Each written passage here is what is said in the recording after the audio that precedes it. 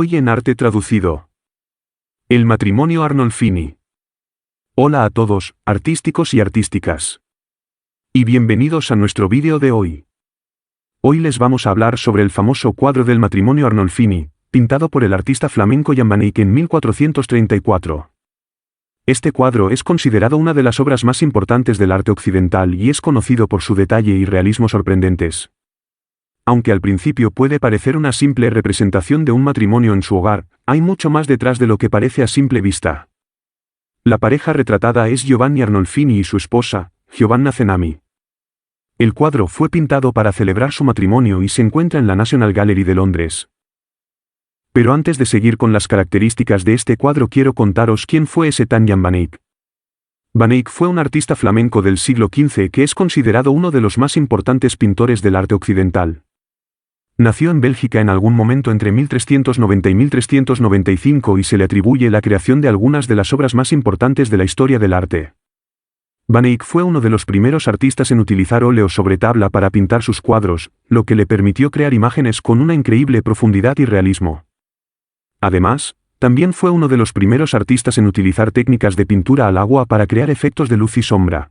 Entre sus obras más conocidas se encuentran el cuadro del matrimonio Arnolfini, pintado en 1434, y la famosa Madonna de la Güeldres, pintada alrededor de 1432.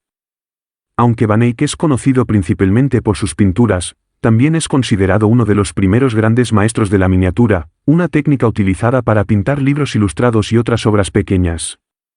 Una de las cosas más interesantes del cuadro es la atención al detalle. Cada elemento del cuadro, desde el espejo reflejando la habitación hasta los zapatos del matrimonio, parece haber sido pintado con mucha precisión y cuidado. Esto hace que el cuadro sea un verdadero tesoro para los historiadores y los amantes del arte.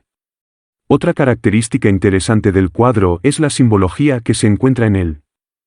Por ejemplo, el espejo refleja la habitación, lo que se interpreta como una representación de la vida eterna.